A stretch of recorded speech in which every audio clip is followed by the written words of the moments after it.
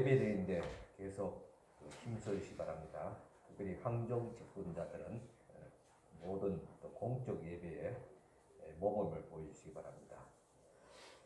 그리고 지금 확진자가 많이 나오고 있지만은 공적 예배는 계속 대면 예배로 드리게 되겠습니다. 지난주에도 우리 교회에서 확진자 한 사람 나왔지만은 그 외에도 계속 2차 감염되는 그런 사례는 없습니다.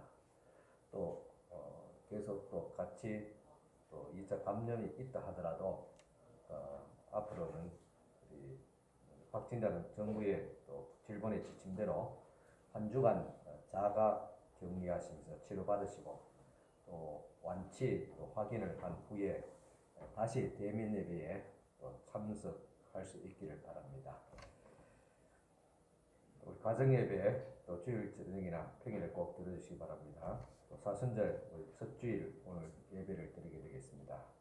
또 헌신 예배는 다음 주 13일 날 우리 교사 헌신 예배로 드리게 되겠습니다.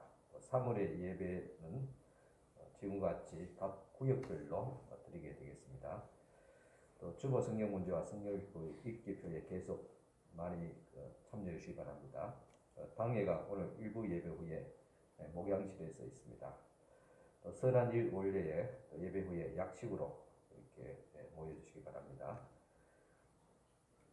자가 코로나 검사 키트가 교회에 비치되어 있습니다. 또 예배 봉사자나 또 직원이나 또 필요하신 경우에는 사용할 수 있길 바랍니다. 최은경 목사님에게 문의하시기 바랍니다. 푸른 저장 리모닝을 위해서 여러분 그동안 기도해 주시고 또 협력해 주신 가운데서 우리가 애초에 목표했던 1,000만 원 거의 아구가 딱 맞았습니다. 감사를 드립니다. 교우 소식입니다. 송미연 김교율 지사님 가정에 출산이 있었습니다. 계속 산모와 아기의 건강을 위해서 기도해 주시기를 바랍니다. 3월의 목회 계획을 계속 참고하시기 바랍니다. 3월달 예배당 환경봉사는 손옥기 권사님께서 해주시겠습니다. 교회 소식 이상입니다. 이제 다 같이 일어서서 경건한 마음으로 하나님 앞에 예배를 드리겠습니다.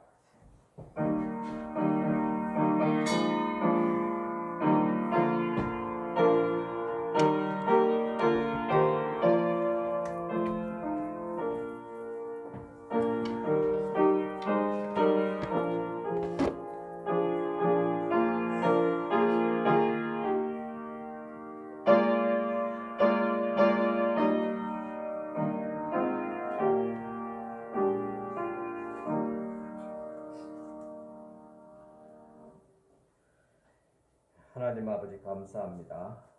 참 모든 또 상황이 또 불편한 가운데서도 하나님 앞에 예배하는 일이 중요하기에 또 주님 앞에 나왔습니다.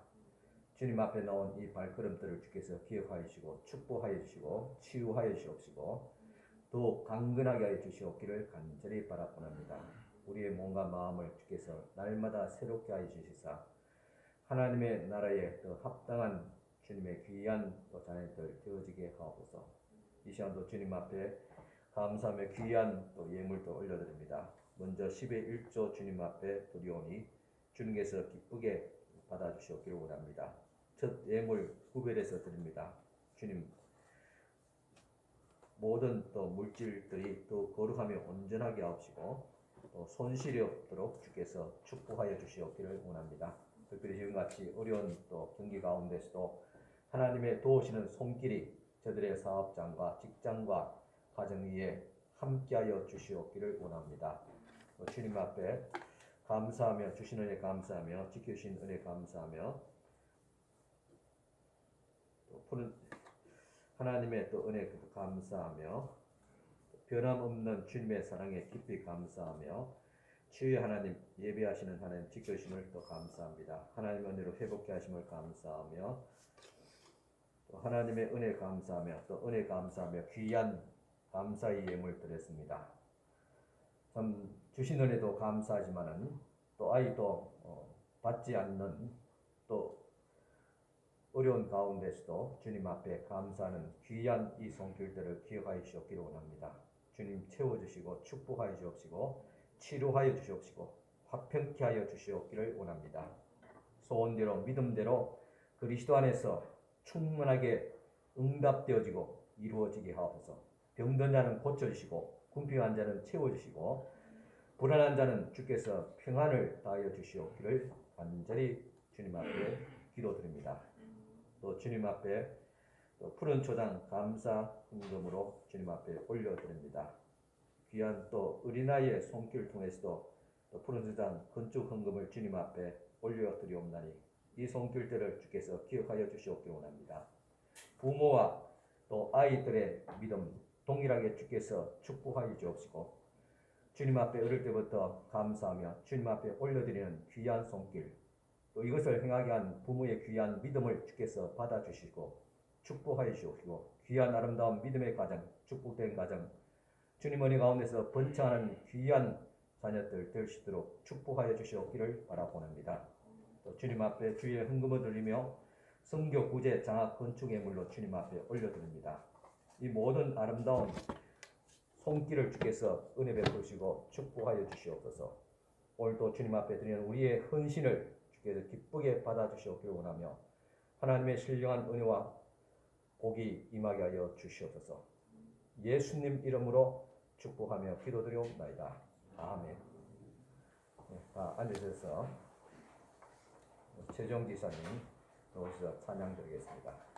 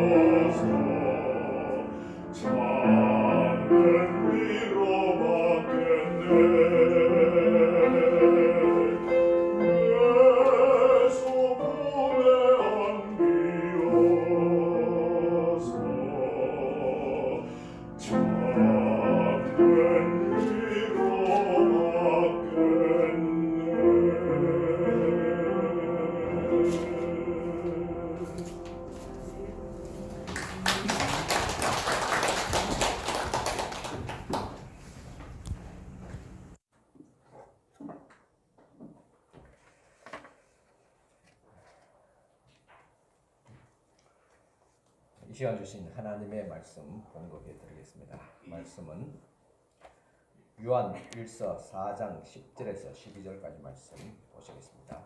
요한 1서 4장 10절에서 12절 말씀 제가 봉독해 드리겠습니다. 사랑은 육이 있으니 우리가 하나님을 사랑한 것이 아니요 하나님이 우리를 사랑하사 우리 죄를 속하기 위하여 화목제물로 그 아들을 보내셨음이라. 사랑하는 자들아, 하나님이 이같이 우리를 사랑하셨은즉 우리도 서로 사랑하는 것이 마땅하도다. 어느 때나 하나님을 본 사람이 없으되 만일 우리가 서로 사랑하면 하나님이 우리 안에 거하시고 그의 사랑이 우리 안에 온전히 이루어지느니라. 아멘.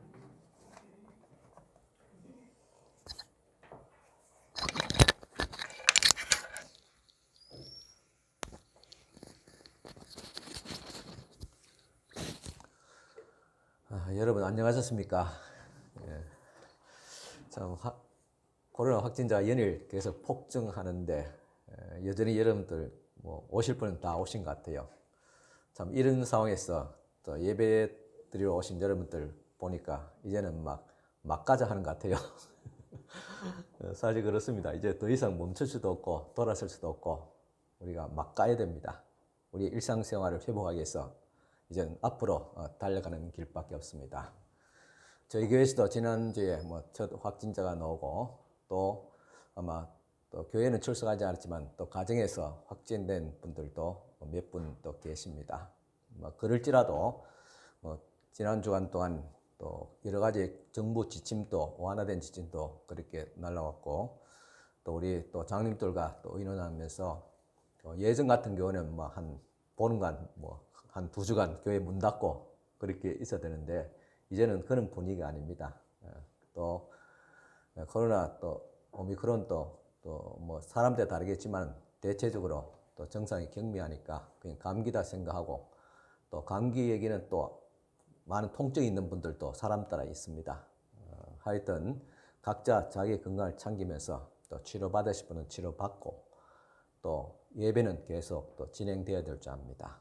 이런 가운데서도 예배가 또 중단되면 소상공인들도 지금 죽는다고 야단하지만은 또 우리 교회는 또 우리 신앙이 죽게 됩니다. 그러면 회복하기가 굉장히 어려워질 것 같아요.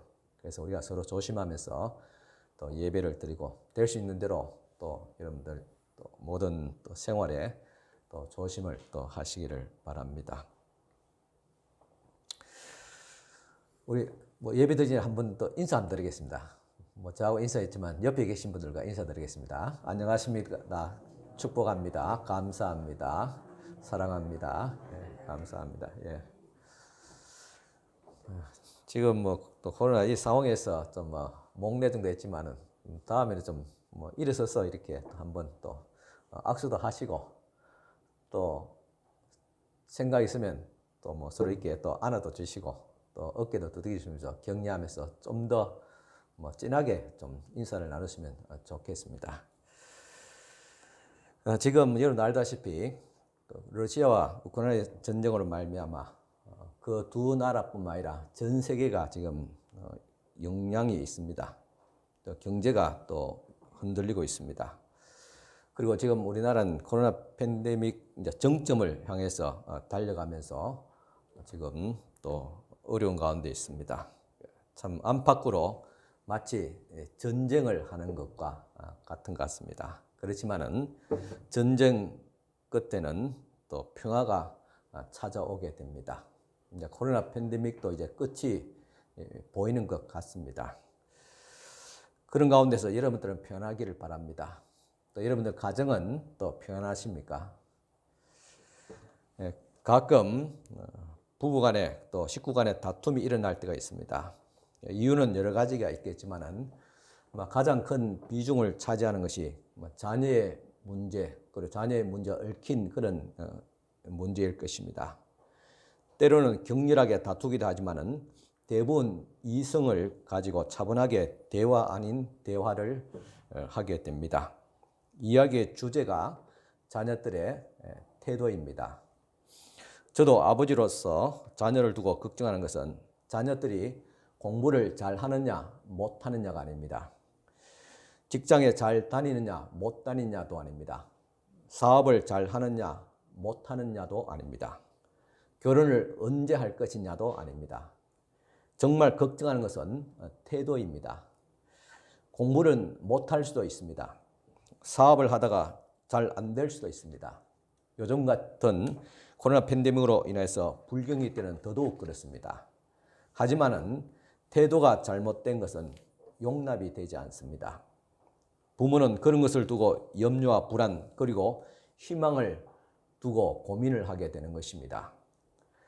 우리는 자식이 사고를 쳐도 사랑할지에 대해서 자식에 대한 책임은 져야 하는데 감당할 수 있는 능력이 부족함을 어떻게 채울지에 대해서 고민을 하게 됩니다. 더불어 빈약한 가정에서 자식이 겪어야 할 어려움을 충분히 도와주지 못하는 우리의 한계를 슬퍼하게 됩니다. 제가 이 지역에 목회를 하면서 이해되지 않는 것이 있었습니다. 본인도 국가로부터 최저 생계비를 지원받으면서 다 성장한 그런 자식을 물질로 도와주는 모습을 보고 도무지 납득이 되지 않았습니다. 지금도 마찬가지입니다. 본인도 겨우 살아가는데 다 큰 자식을 도와주어야 하는가? 하지만은 부모로서의 그 심정은 이해가 됩니다. 지금은 없지만은 예전에 제가 부임해 왔을 때 자녀나 손주가 사고를 크게 쳐서 교도소에 있는 경우들이 있었습니다. 그래도 면회를 가고 염려하는 모습을 보면서 이해가 되지 않았습니다. 부모의 사랑이란 한마디로 납득이 되지 않았습니다. 하지만 자식을 미워할 수밖에 없는 일을 당하고 보면 이해할 수 있을 것 같습니다. 사고를 친 자식을 볼 때 죽이고 싶을 정도로 미움이 일어납니다. 그런데 미워할수록 동시에 극렬히 난 마음도 일어나게 됩니다. 그래서 부모의 마음에는 미움과 사랑이 함께 있습니다.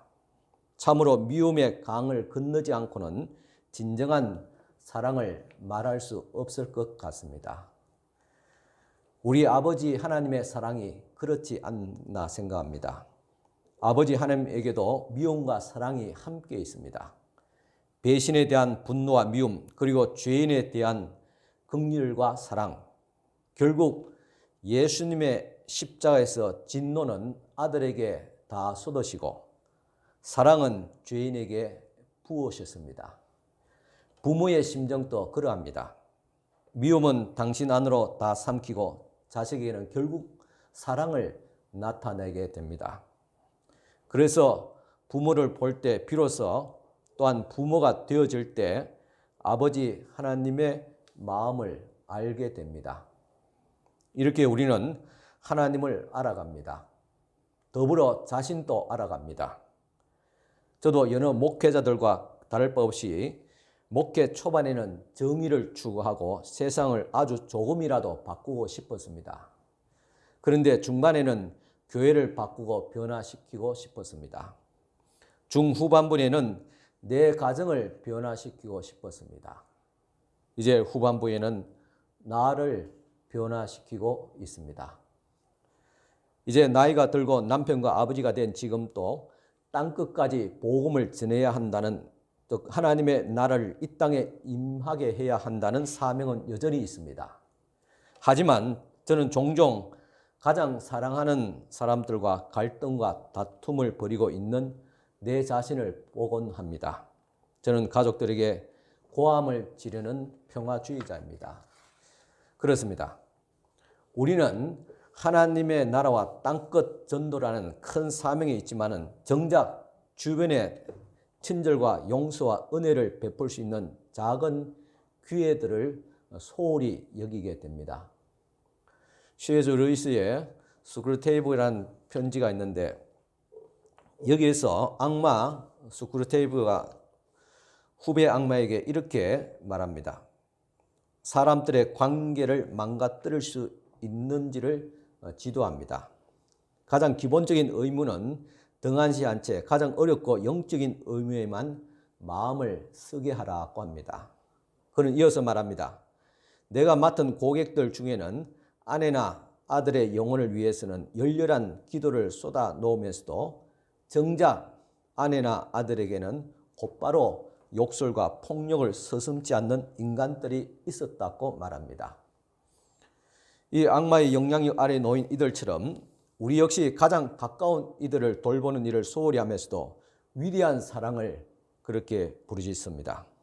전에도 말씀드린 바와 같이 이런 태도를 헌정이라고 말합니다.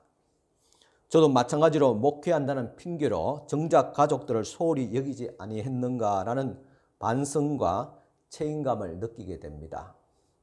그래서 세상 속에서 하나님의 평화를 심는 일은 내가 있는 곳, 그리고 나의 집, 나의 동네, 나의 교회에서 바로 옆에 있는 사람들과의 관계에서 시작해야 함을 조금씩 깨닫게 됩니다.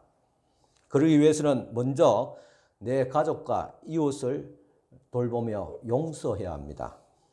오늘 제가 예배를 시작하기 전에 광고 전에 나누었던 인사를 지금 설교를 듣기 전에 나누었습니다. 예배 흐름이나 엄수감을 깰 수도 있지만은 이러한 타이밍은 실수가 아니며 예배를 분위기를 손상시키기 위한 것도 아닙니다. 적극적인 것도 아닙니다. 예배 중, 즉 설교 전에 평화의 인사를 나누는 것은 신학적인 의미가 있습니다. 또 이유가 있습니다.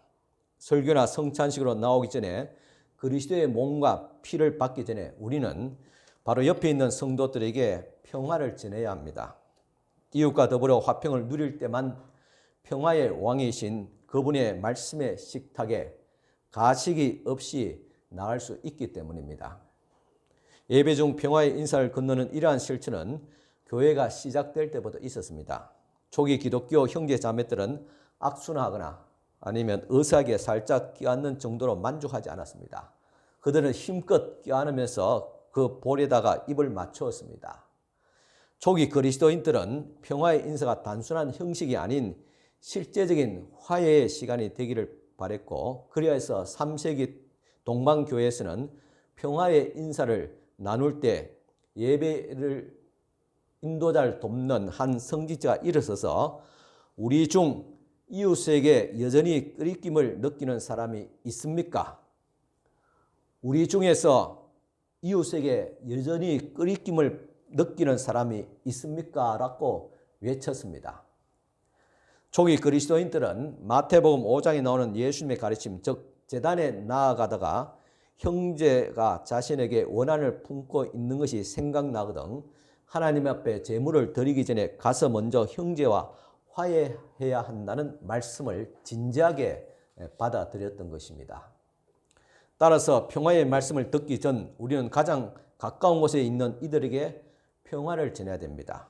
이는 예배 전에 있었던 다툼이나 갈등을 다 해소할 만큼 충분히 되어져야 됩니다. 그래야지 예수께서 말씀하신 대로 하나님께서 우리의 예배를 받으시고 축복하시게 됩니다.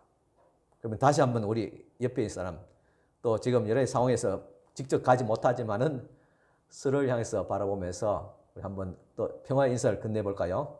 같이 인사드리겠습니다. 사랑합니다. 축복합니다. 용서합니다. 진짜 감사합니다. 평화를 축원합니다.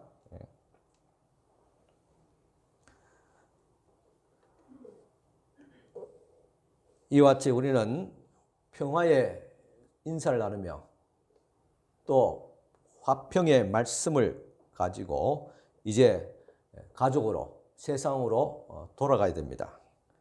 그래서 가정은 평화의 복음을 실천하는 첫 번째 장소가 됩니다. 가족 간에 다툴 때 예배는 고사하고 마치 하나님 없는 것 같이 될 때도 있지만 결국은 이런 현장에서 어떻게 하나님의 평화의 복음을 적용할 것인가를 심각하게 고민을 하게 됩니다. 그렇지 않습니까, 권사님? 만일 가정에서 평화의 복음이 적용되지 않는다면 우리의 신앙은 거짓이며 이 거짓 복음으로 세상은 고사하고 가족 또 자식까지도 변화시킬 수가 없는 것입니다. 제 친구 목사가 목회하는 동서교회가 작년에 우리 교회가 비슷하게 참 항종직 임직식이 있었습니다. 뭐 장로도 임직받고 집사도 받고 또 권사도 임직받았는데 그 임직받은 분 중에 한 권사님이 있었는데 임직을 받은 후에 교회 안에서는 물론이고 가족 간에 그리고 친구들 사이에도 말씨, 마음씨 그리고 태도들이 확 달라졌다고 합니다. 너무나도 달라진 모습, 그런 모습을 보고 그동안 낙심해서 교회에 다니고 있지 않았던 동생과 같은 후배가 권사님이 다니는 동서교회에 등록하게 되었습니다. 그 모습을 보고 계신 하나님께서 얼마나 기뻐하셨겠습니까? 낙심한 한 사람이 돌아온 것도 기쁘지만은 그 사람을 돌아오게 했던 변화된 이 권사님의 모습을 보고 얼마나 하나님께서 환하게 웃었겠습니까? 그 교회 목사님은 얼마나 보람되고 행복했을까요? 여러분들도 그런 기쁨과 보람을 줄 수 있습니까? 그렇게 되기를 바랍니다. 사실적인 코로나 팬데믹 지나가고 있지만 이런 상황에서 전도는 다른 거 없습니다. 나의 변화된 모습을 통해서 관계성 전도밖에 지금 살 길이 없습니다. 그래서 이제는 세상을 변화시키기 전에 가장 가까운 가족이나 교우나 이웃들에게 비치는 내 모습을 생각할 때입니다. 이것밖에는 전도할 길이 없습니다. 그리고 우리 일상 속에서 작은 평화를 만들어 가야 됩니다. 그러기 위해서는 용서든 변화든 우리의 일상생활 속으로 들어와야 됩니다. 부모님, 배우자, 아이들, 친구, 수다 떠는 아줌마들, 부산스러운 아이들과 더불어서 살아가는 그런 평화를 이루어가야 됩니다. 그러기 위해서는 상대방에게 무시당한다고 느끼면서도 우리는 참을성 있게 반응을 해야 됩니다. 나는 평생 그런 휴가를 갈 만한 형편이 안 될지언정 곧 휴가를 떠나는 친구들을 진심으로 축하해 주어야 됩니다. 이렇게 그리스도의 평화가 당신과 함께 하기를 이라는 평화의 인사는 가장 가까운 사람들의 관계에서 드러나게 됩니다. 얼마 전에 제 친구 목사가 생일을 맞이해서 어린 손주들에게 용돈을 받았다고 그것을 사진에 찍어서 단톡방에 올렸습니다. 저는 뭐 손주는커녕 아이도 자식들을 봐줘야 될 입장에서 그렇게 기분이 좋지는 않았습니다. 그래, 좋겠다 댓글을 남겼습니다. 기분은 그렇지 않지만은 화목을 실천한 것입니다. 우리는 때로 큰 평화를 추구한다면서도 평범한 일상생활과 분리시킵니다. 예를 들어서 남북 통일을 말하면서도 가족 간의 소통은 이루어지지 않는 것입니다. 선지자 예레미야는 우리가 속한 작은 영역의 평화가 우리의 도시, 국가, 세상이란 더 넓은 규모의 평화로 또 그 평화와 뗄 수 없는 관계로 서로 묶여 있음을 말하고 있습니다. 예레미야서 29장 7절입니다. 너희는 내가 사로잡혀 가게 한 그 성읍의 평안을 구하고 그를 위하여 여호와께 기도하라. 이는 그 성읍이 평안함으로 너희도 평안할 것임이라 했습니다. 여기서 나라의 평화를 구하라 했는데 어떤 나라입니까? 자국이 아닙니다. 자기 민족을 침략하고 나라를 빼앗가고 그 민족을 포로로 잡아간 그 강대국의 평화를 위해서 기도하라는 겁니다. 왜 그래야 됩니까? 내가 속한 나라와 정부가 마음에 들건 들지 않든 간에 이 나라가 평안해야지, 또 세계가 평안해야지 우리나라가 평안하고 우리의 가정이 평안하고 내가 평안할 수 있기 때문입니다. 그러기 위해서는 어떻게 해야 됩니까? 나라와 민족을 위해서 평안을 위해서 기도하라는 이 말씀 속에서 내가 그 평화를 위해서 작은 실천을 해야 한다는 사명이 포함되어져 있습니다. 내가 내 실질적인 삶에서 가정에서 평화를 추구하지 않으면서도 나라와 국가와 인류의 평화를 추구하는 기도를 드린다는 것은 모순이 됩니다. 일상적인 평화의 습관은 그 냇물은 우리가 사는 도시로 국가로 흘러나와서 평화의 문화를 만들게 됩니다. 이렇게 평화를 이루기 위한 노력은 우리가 있는 바로 이곳에서 시작하게 됩니다. 우리가 각 가정에서부터 시작하는 평화의 작은 실천들이 모여서 결국은 세상을 평화스럽게 만들어가게 됩니다. 지금 우리는 대통령 선거를 며칠 앞두고 지금 정치 교체든 정권 교체든 결국 국민의 한 표라는 작은 행동을 통해서 이루어지게 됩니다. 정치는 정치를 하는 사람들에 의해서 이루어지는 것이 아니라 국민에 의해서 이루어진다는 이 엄연한 사실을 우리는 알고 있습니다. 그래서 세상을 바꾸기 전에 내 한 사람을 먼저 바꿔야 됩니다. 그런데 막상 우리가 배신을 당한다든지 실망을 하게 될 때는 평화를 만들어가는 사람이 되기라는 것은 그렇게 말처럼 쉽지 않습니다. 여러분, 이번 대선이 끝나고 개표 결과가 나왔을 때 내가 지지하는 사람이 당선되면 좋겠지만은 지지하지 않고 오히려 비방했던 사람이 당선된다면 그 사람을 대통령으로 쉽게 인정할 수 있겠습니까? 아마 좀 감정적으로 어려울 줄 압니다. 지난 목요일 날 TV 100분 토론에서 대통령 선거를 앞두고 각 당을 대표하는 두 정치인이 나와서 대담을 했습니다. 마지막에 한마디를 하라고 했을 때 한 대담자가 말하기를 이제 누가 대통령이 되더라도 우리는 그분을 우리의 대통령으로 맞이할 마음의 준비를 해야 한다고 했습니다. 그렇습니다. 내가 지지하는 사람이건 지지하지 않던 사람이건 당선자를 대통령으로 인정해야 됩니다. 그래야지 이 나라의 평화가 이루어지게 됩니다. 그런데 이런 노력에도 불구하고 세상은 우리가 평화할 수 있도록 내버려 두지 않습니다. 거국적인 문제가 아니더라도 자식의 문제, 경제적인 문제, 가족 간의 다툼이라는 것들이 우리를 안주하지 못하게 합니다. 그러면서도 이상하게 우리로 하여금 더 큰 운동, 즉 하나님의 나라를 향하게 합니다. 이 말이 여러분도 잘 납득이 되지 않는다면 쉽게 이야기하면 우리가 너무 어렵고 고통스러울 때 보면 빨리 죽어서 빨리 죽었으면 좋겠다 그런 이야기 하지 않습니까? 그 이야기가 아주 비신앙적으로 들릴 수 있겠지만은 또한 가장 신앙적인 말입니다. 그렇습니다. 우리는 주님의 나라로 가야 됩니다. 이 땅에 평안할 때는 하나님의 나라가 보이지 않지만은 이 세상 사는 삶이 하루하루 괴롭고 고통스러울 때는 하나님의 나라가 더 눈앞에 선명하게 다가오게 되는 것입니다. 그러면서 우리는 하나님의 나라를 이루기 위한 책임감을 느끼게 됩니다. 누가복음 4장 18절에 주의 성령이 내게 임하셨으니 이는 가난한 자에게 복음을 전하게 하시려고 내게 기름을 부으시고 나를 보내사 포로된 자에게 자유를 눈먼 자에게 다시 보게 함을 전파하며 눌린 자를 자유롭게 하고 계십니다. 이 말씀에 의하면 가난해 본 적이 있는 사람이 가난한 자에게 복음을 전할 수 있습니다. 포로된 본 적이 있는 사람이 포로된 자에게 복음을 전할 수 있습니다. 억압된 자가 또한 억압된 자에게 자유를 전할 수가 있습니다. 그래서 하나님은 때때로 우리로 하여금 가난하기도 하고 포로되게 하기도 합니다. 그러나 그것은 이상적인 것이보다는 너무나도 가혹한 현실로 다가오게 됩니다. 그래서 힘든 겁니다.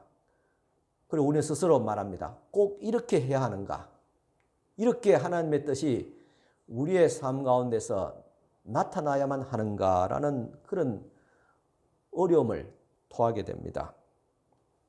그 질문에 답하기 전에 먼저 선지자들이 그렇게 살았습니다. 특히 포로기의 선지자들은 백성에게 해방의 복음을 전하기 전에 자신이 먼저 포로가 되었고 공고하게 되었습니다. 예수님도 가난하게 사셨습니다. 30세가 되기 전 목수일을 하면서 어머니와 동생을 돌보셨습니다. 아마 겨우 생계를 유지했을 줄 압니다. 그리고 공생애를 시작하실 때는 그분의 통장이 있었다면 잔고는 제로입니다. 아마 자녀들, 동생들을 위해서 부모를 돌보기 위해서 영역이 부족해서 아마 마이너스 통장도 쓸 수도 있었을 줄 압니다. 그런데 어떻게 3년 동안 제자들을 거느리고 사역을 하셨을까? 이런 면에서 여러분 궁금해 보지 않았습니까? 아마 궁금하지 않은 것은 여러분들 믿음이 아마 대단한 거, 여러분들 상상이 대단하게, 추측이 대단하기 때문이 아닌가 그렇게 생각해 봅니다. 예수님은 하나님이기 때문에 먹지도 않고 살든지 아니면 돌을 떡덩이로 만드는 능력으로 살 수 있었을 것이라고 추측할 수 있습니다. 하지만 사역 초기에서 그런 일은 절대 없을 것이라고 분명히 선을 그었습니다. 마태복음 4장 2절의 4절입니다. 40일을 밤낮으로 금식한 후에 줄이신지라 시험을 한 자가 예수께 나와 이르되 내가 만일 하나님의 아들이거든 명하여 돌들로 떡덩이가 되게 하라. 예수께서 대답하여 이르시되 기록되었으되 사람이 떡으로만 살 것이 아니요 하나님의 입으로부터 나오는 모든 말씀으로 살 것이라 하였느니라 하시니. 먼저 예수님은 먹지 않아도 줄이지 않았을 것이라는 우리의 착각을 무너뜨립니다. 예수님도 먹지 않았을 때 줄이셨습니다. 그렇다고 돌덩이를 떡덩이가 되는 기적을 행하지 않았습니다. 굶주린 민중들을 위해서 오병이어의 기적은 행하셨지만은 자신과 제자들의 생계를 위해서는 기적을 행했다는 기록이 없습니다. 안 했습니다. 그러면 어떻게 제자들과 함께 의식주 문제를 해결했을까? 짐작건대 이 마을 저 마을 돌아다니실 때 말씀을 전하고 그 말씀을 듣고 은혜 받은 사람들이 자신의 집으로 초대해서 대접했을 것입니다. 예수님도 제자들에게 그렇게 하라고 말씀하셨습니다. 한마디로 내일을 예측할 수 없는 철저하게 가난하게 사셨던 것입니다. 있으면 먹고 없으면 굶는 것입니다. 그 이유에 대해서 바울은 말합니다. 고린도후서 8장 9절에 우리 주 예수 그리스도의 은혜를 너희가 알거니와 부요하신 이로써 너희를 위하여 가난하게 되심은 그의 가난함으로 말미암아 너희를 부요하게 하려 하심이라고 했습니다. 예수님은 가난한 자에게 부요의 복음을 전하기 위해서 스스로 자신은 가난한 집안에서 태어나셨고 그리고 가난하게 사셨습니다. 이 사실을 더 명확하게 이사야서 53장 4, 5절은 이렇게 말하고 있습니다. 그는 실로 우리의 질고를 지고 우리의 슬픔을 당하였거니를 우리는 생각하기를 그는 징벌을 받아 하나님께 맞으며 고난을 당한다 하였노라. 그가 찔림은 우리의 허물 때문이요 그가 상함은 우리의 죄악 때문이라. 그가 징계를 받음으로 우리는 평안을 누리고 그가 책찍에 맞음으로 우리는 나음을 받았도다. 사람들은 예수님의 고난을 받으신 것은 하나님께 징벌을 받았다 그렇게 생각합니다. 여러분도 그렇게 생각합니까? 그렇지 않지요. 그죠? 우리 알고 있잖아요. 그렇다면 여러분들이 지금 징벌을 받는 같은 고통을 당하고 있다면 하나님께 내가 벌을 받고 있다 그렇게 스스로 생각하십니까? 그렇게 생각하신다면 만에 하나도 그렇게 생각한다면 예수님 역시 하나님께 징벌을 받은 것과 같습니다. 하지만 예수님은 우리의 허물 때문에 고난을 당했다고 했습니다. 그분께서 징계를 받으심으로 우리는 평안을 누리게 되었습니다. 그분께서 책찍에 맞으시면서 살이 찢어진 것은 우리의 병남을 얻기 위함이었습니다. 이처럼 우리가 받은 은혜는 공짜가 아닙니다. 하나님께서 예수님께서 철저하게 그 대가를 지불하신 것입니다. 여러분이 받은 이 구원, 영생, 치유하심과 평화 이것이 하나님의 은혜였다는 사실이 실감 나십니까? 실감나고 느낀다면 주님 앞에 감사가 쏟아져 나와야 되겠지요. 아직도 실감나지 않다면 한 가지 예를 들어보겠습니다. 고아원에서는 만 18세가 되면 정착금 500만 원을 주고 사회를 내보내게 됩니다. 집도 직장도 마련해 주지 않습니다. 국가가 그것을 책임지지도 않습니다.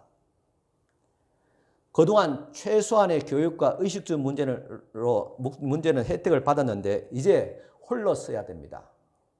가진 정착금도 먼저 나온 고아원 선배들에 의해서 협박이나 사기를 당하면서 그나마 가지고 있는 것도 다 빼앗겨버립니다. 그러면 그야말로 아무것도 가진 것이 없이 사회로 내몰리는 것입니다. 소위 거지나 노숙자가 됩니다. 이후의 삶이란 것은 상상조차 할 수 없을 만큼 공고하고 어려워지게 됩니다. 그런데 정상적인 가정에서 부모의 보살핌으로 공부도 하고 직장 생활을 하고 결혼까지 해서 독립을 하게 됩니다. 고아보다는 훨씬 더 많은 혜택을 누리는 것입니다. 그런데 이런 보살핌이 공짜일까요?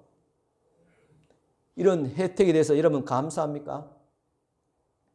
부모는 이렇게 해주기 위해서 피땀을 흘리면서 살아왔고 그렇게 살아가고 있습니다. 그런데 요즘 청년들은 부모님처럼 부모 세대처럼 그렇게 살지 않겠다고 합니다. 결혼도 하지 않고 하더라도 자식 하나만 놓고 그렇게 살겠다고 합니다.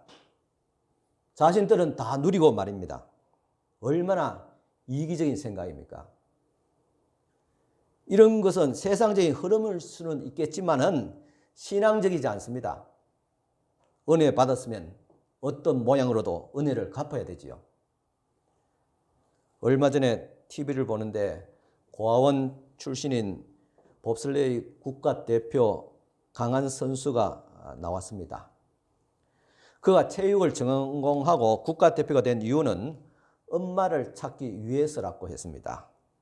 혹시나 엄마를 만나게 되면 원망하지 않고 나를 낳아준 것에 대해서 감사하고 싶다고 했습니다. 그래도 엄마가 나를 낳아주지 않았더라면 자신은 세상에 존재하지 않았을 것이라고 말했습니다. 이런 모습이 바로 은혜를 아는 자의 모습입니다. 우리는 하나님과 부모님의 은혜에 감사할 줄 알아야 됩니다. 그렇다면 이제 우리가 이 세상에서 당하는 고난, 즉 가난이든 질병이든 불화든 어떻게 받아들이고 극복할 수 있을까요? 우리가 당하는 어떤 가난이든 고난이든 그리스도 안에 있다면 그 고난은 또 다른 사람을 구원하고 평안을 주기 위한 의미 있는 가난이요 고난이라는 사실입니다. 그리스도 밖에는 있다면 아무 의미 없는 그야말로 생고생이지만은 불행이라고 말할 수 있지만은 어떤 고난이라도 그리스도 안에 있다면 그것은 의미 있는 고난이란 말입니다. 마치 부모의 희생이 자식들에게 은혜가 되듯이 말입니다. 마태복음 16장 24절에 이에 예수께서 제자들에게 이르시되 누구든지 나를 따라오려거든 자기를 부인하고 자기 십자가를 지고 나를 따를 것이니라고 했습니다. 그리스도와 함께하는 고난은 분명히 내가 지고 가야 될 고난입니다. 이 십자가는 꼭 사명받은 자만 할 수 있는 일이 아닙니다. 성경은 사명을 받은 자나 평범한 성도나 구분하지 않습니다. 우리 모두는 기꺼이 사명자로 그리스도를 따르도록 우리에게 자기를 부인하고 자기 십자가를 지라고 말씀하신 분의 부르심에 응답할 수 있도록 부름을 받았습니다. 이 십자가는 꼭 복음을 전하고 그리스도인으로 살아가기 위해서 받는 핍박만을 의미하는 것이 아닙니다. 우리는 가장 가까운 또 가까이 있는 이들에 대한 책임을 감당하는 단조로운 일과 평범한 그리스도인의 삶에서 날마다 져야 할 고난이 바로 자기 십자가입니다. 우리는 일상에서 그리스도를 따르는 법을 배우게 됩니다. 우리는 아이를 양육하고 이웃을 돌보고 또 가계부를 정리하고 빨래를 하고 성실하게 일상을 살아가는 평범한 세상에서도 십자가를 지고 예수님을 따르는 법을 배워야 합니다. 그러니까 우리는 사명자로서 또한 남편과 아내로서 그리고 부모와 자식으로서 예수님을 따르는 법을 반드시 배워야 됩니다. 이것은 이상과 추상이 아닙니다. 바로 현실입니다. 우리는 일상 가운데서 가족에 대한 태도를 하나님의 사역만큼이나 중요하게 여겨야 됩니다. 우리가 일상적인 삶에서 특히 가족 간의 관계에서 배워야 할 것은 바로 십자가의 도를 통한 평화를 만들어가는 것입니다. 그런데 우리는 흔히 가정에서 이것을 망치게 됩니다. 가족들 앞에서 인내심을 잃어버리고 빈정거리며 말합니다. 솔직히 평화 따위는 별로 관심이 없습니다. 심각한 다툼이 일어날 때는 옆에 있는 칼을 들고 싶은 그런 충동까지 일어나게 됩니다. 하지만 시간이 지남에 따라서 다시 진정을 하고 사태를 수습하게 됩니다. 물론 하나님의 평화를 이루려고 했습니다. 그러기 위해서 반드시 누군가는 십자가, 즉 자기를 부인하고 희생을 해야 됩니다. 그런 대가가 없이는 평화가 만들어지지 않습니다. 자기 희생이 없는 화평은 없습니다. 지금 러시아가 우크라이나를 침공했습니다. 그런데 러시아 푸틴 대통령이 우크라이나를 통해서 평화회담을 하자고 하면서도 우크라이나가 영구 중립국으로 선언하고 또 우크라이나 내에 있는 친러 성향의 사회주의 지방들을 독립국가로 인정을 하지 않으면 회담을 할 수 없다고 했습니다. 자신은 양보하지 않고 우크라이나에 무조건 자신의 요구를 받아줘야 된다는 일방적인 통보입니다.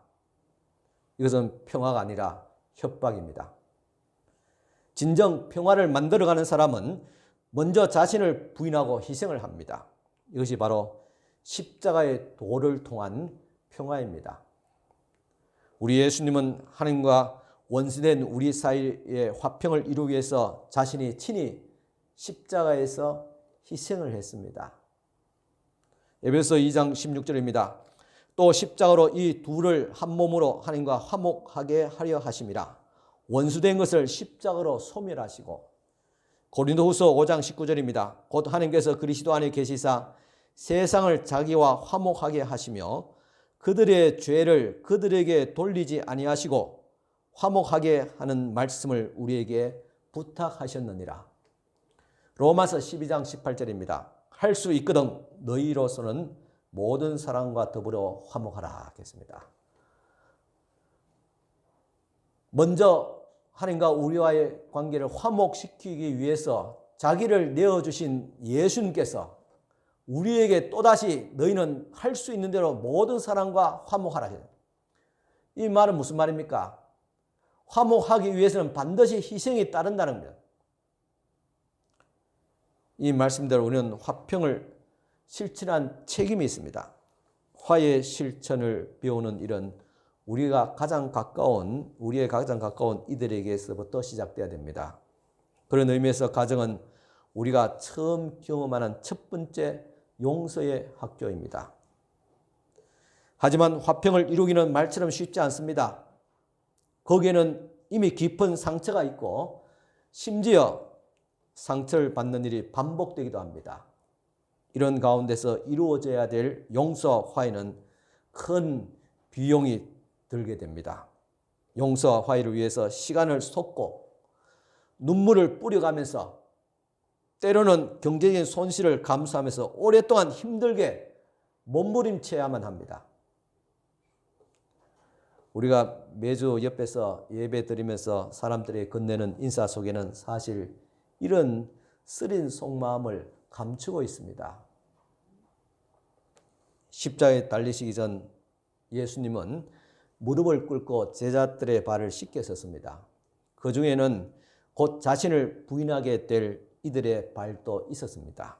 그렇지만 그때 스승은 그 속마음을 감추고 있었습니다. 가까운 사람에게 상처를 받았을 때 용서를 베푸는 것, 즉 그들의 죄가를 따지지 않는 것은 보상과 억울함에 대한 그리고 자신의 의에 대한 권리를 포기한다는 말과도 같습니다. 그래서 사실 예배에서 평화의 인사를 건너는 순서는 죄 고백과 면제 선언을 한 다음, 즉 우리가 용서받았음을 떠올리면서 내가 이같이 엄청난 하나님과 사람들을 통해서 용서의 은혜, 화해의 빚을 지고 있다는 사실을 떠올릴 때 진정한 평화의 인사가 가능하게 되는 것입니다. 그래서 앞으로 우리 예배 순서도 이런 것을 염두에 두고 다시 편성을 검토하도록 하려고 합니다. 우리의 화해는 그리스도께 받은 용서에서 결국은 흘러오게 됩니다. 우리의 왕이 사해 주신 엄청난 그 빚에 감사하여 우리에게 빚진 자들을 사해 주게 됩니다. 사실 예수님께서도 빚진 자의 비유를 통해서 그렇게 하라고 명령을 하셨습니다. 우리는 하나님께 용서의 선물을 받음으로 통해서 비로소 우리 주변에 있는 이들과 화해를 주고받을 수가 있습니다. 이것이 아니고는 용서와 화해가 있을 수 없습니다. 그러니까 우리가 줄 수 있는 용서와 화해는 반드시 하나님의 긍휼과 그리스도의 희생이 포함되어져 있습니다. 그래서 용서하는 자도 용서받는 자도 이 사실을 분명히 알아야 됩니다. 물론 예수 없는 사람들도 우리가 생각하는 더 이상의 어떤 관념과 용서와 화해를 만들어갈 수 있습니다. 그렇지만은 그 화해의 근거와 내용과 질이 다릅니다. 한계가 있습니다. 우리의 화해와 용서는 그저 부모로서의 또 친절한 마음과 너그러운 마음으로서의 어떤 용서와 화해하는 정도가 아닙니다. 우리의 화해와 용서는 이제껏 말씀드린 것 같이 하나님의 사랑과 그리스도의 희생에 기반된다는 근거가 된다는 사실입니다. 신앙적인 용서와 화해입니다. 그리스도의 평화는 결코 값싼 평화가 아닙니다. 그것은 감상적인 평화 혹은 잘못을 감추기 위해서 덧바르는 그런 평화도 아닙니다. 그럴싸하게 보이게끔 연기하고 상처를 부인하고 대립을 회피하는 그런 평화도 아닙니다. 불의를 그냥 모른 척하고 그냥 한 번의 실수는 있을 수 있지 그렇게 쉽게 넘어가는 그런 평화도 아닙니다. 그것은 참되며 어렵게 오는 평화, 진실을 말하고 정의를 추구하는 평화, 대가를 치르는 평화, 시간이 오래 걸리는 평화, 화해를 먼저 제안하는 평화입니다. 그런데 우리는 우리의 힘으로 이런 평화를 이룰 수 없습니다. 왜냐하면 우리는 그것을 망친 장본인이기도 하기 때문입니다. 주변 사람들을 실망시켰고 정죄하고 손을 내밀기보다는 이기적인 마음으로 물러설 때가 많았습니다. 만약 우리가 평화를 이루는 사람이 될 수 있다면 그것은 우리 안에 일어나는 분노와 갈등, 인내심 등 수많은 전쟁이 없이는 불가능합니다. 그래서 진정한 평화는 미움의 강을 건너야 한다는 말입니다. 그러나 하나님은 그런 전쟁을 골고다 십자가에서 먼저 치르시고 끝을 냈습니다. 이렇게 먼저 우리와 화해를 이루시고 이제 우리를 용서와 화해의 현장 일선으로 내몰게 됩니다. 그것이 바로 가정이요. 그 다음은 세상입니다. 그래서 우리는 삶의 현장에서 이 화해와 평화를 이루어가야 됩니다. 가정에서, 교회에서, 사회에서 평화를 이루게 됩니다. 그런데 말처럼 쉽지 않습니다. 왜냐? 혹독한 대가를 치러야 되기 때문입니다. 누군가는 먼저 희생을 해야 되기 때문입니다. 하지만은 빚진 자의 심정으로 우리는 그 일을 감당하게 됩니다. 그렇게 하나님의 화해 사역은 우리의 일상생활, 우리의 가정으로 들어와서 안착하게 됩니다.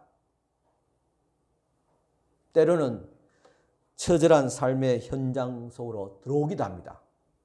그때는 진짜 힘듭니다. 그래서 우리는 기도합니다. 평화를 만들어가는 사람이 되게 해달라고 말합니다. 우리가 하지 못하는 어떤 일을 하나님이 하심으로써 우리 자신이 만들어낸 평화가 아닌 그리스도의 평화를 나눌 수 있게 해달라고 간청하게 됩니다. 이렇게 용서와 화해는 희생에 따르고 결국 사랑에 안착하게 됩니다. 그래서 우리는 가까운 관계일수록 미워하면서도 사랑의 끈을 놓지 못하는 것입니다. 그러면서 결국 사랑에 이르게 됩니다. 오늘 본문의 말씀입니다. 다시 한 번 더 보시겠습니다. 요한일서 4장 10절에 12절입니다. 사랑은 여기 있으니 우리가 하나님을 사랑한 것이 아니요 하나님이 우리를 사랑하사 우리 죄를 속하기 위하여 화목제물로 그 아들을 보내셨습니다. 사랑하는 자들아, 하나님이 이같이 우리를 사랑하셨은즉 우리도 서로 사랑하는 것이 마땅하도다. 어느 때나 하나님을 본 사람이 없으되 만일 우리가 서로 사랑하면 하나님이 우리 안에 거하시고 그의 사랑이 우리 안에 온전히 이루어지느니라. 하나님의 사랑이 먼저였습니다. 구체적으로 그 아들을 화해 제물로 주심으로 나타내셨습니다. 우리는 하나님 아버지께 빚진 자입니다. 그래서 우리도 서로 용서하고 화해하면서 사랑을 하게 됩니다. 이렇게 함으로써 아버지 하나님의 사랑이 우리 안에 온전히 이루어지게 됩니다. 결국 우리에게 먼저 다가오신 하나님 아버지의 용서와 화해를 품고 다른 사람을 용서하고 화해하게 되면 먼저 용서하셨고 화해하셨던 하나님께로 나아가게 됩니다. 그렇게 우리는 하나님을 만나고 하나님을 알아가게 됩니다. 기도드리겠습니다. 하나님 아버지 감사합니다. 예전엔 멀리 있었던 같이 막연하게 생각했던 하나님의 그 뜨겁고 크신 사랑을 이제 우리의 삶의 현장에서 느끼고 깨닫고 돌이키며 감사하게 하여 주신 하나님께 감사를 드립니다.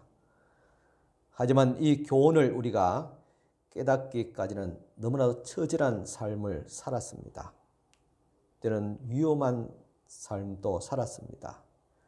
견디기 어려서 밤새도록 고민하며 고통하며 눈물로 주님 앞에 간청하며 때로는 사람을 원망하고 자기 삶을 스스로 포기하려고까지 했습니다.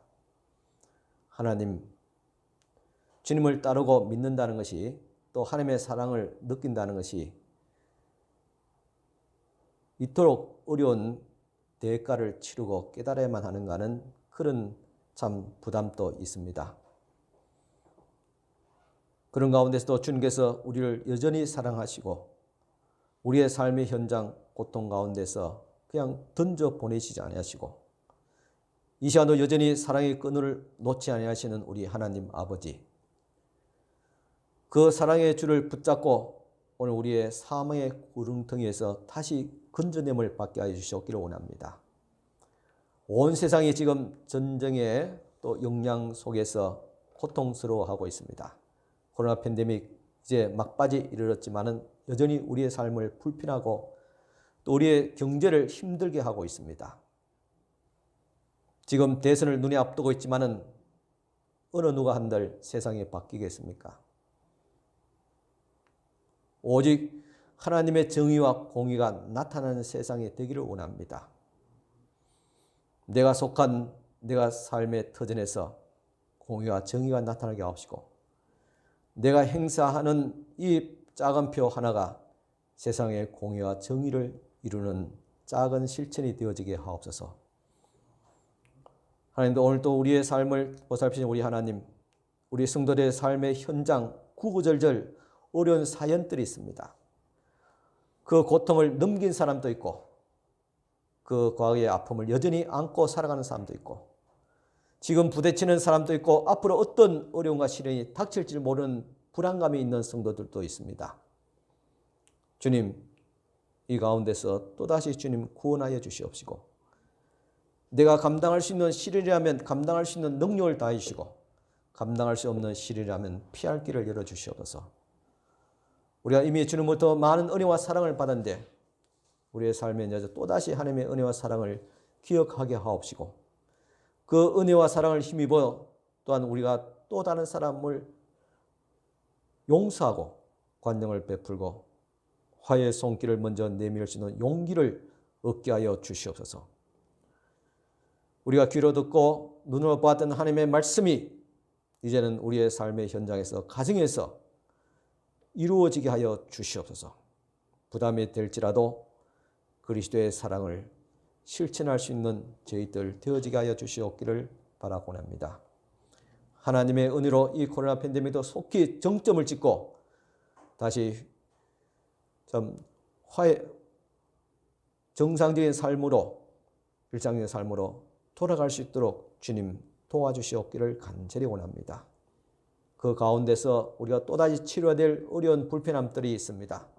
하나님, 이 가운데서도 우리 성도들의 건강과 안전을 주께서 지켜주시고, 또 저희들의 가정을 지켜주시고, 또 저희들의 사업과 일터도 지켜주시고, 경제도 무너지지 않도록 주님께서 도와주시옵기를 바라곤 합니다.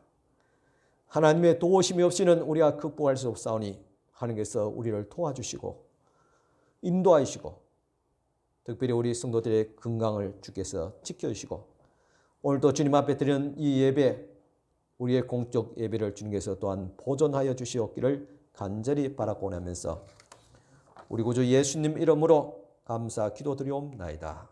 아멘. 찬송가 413장 드리겠습니다.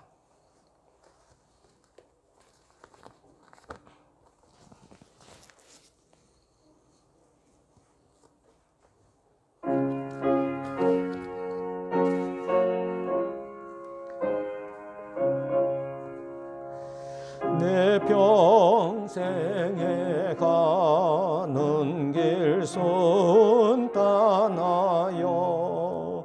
널 잔잔한 강 같든지 검풍파로 무섭고 어렵든지 나의 영혼은 널 평안해. 내 영혼 평안해. 내 영혼 평안해. 저 마귀는 우리를 삼키려고 입 벌리고 달려와도 주 예수는 우리의 대장 되니 끝내 싸워서 이기리라. 내 영혼 평안해. 내 영혼 평안해. 내 지언제 주홍빛 같더라도 주 예수께 닿으려면 그 십자가 피로서 다시 쓰사 흰 눈보다도 정하리라. 내 영혼 평안해. 내 영혼 평안해. 저 공중에 구름이 일어나면 큰 나팔이 울릴 때에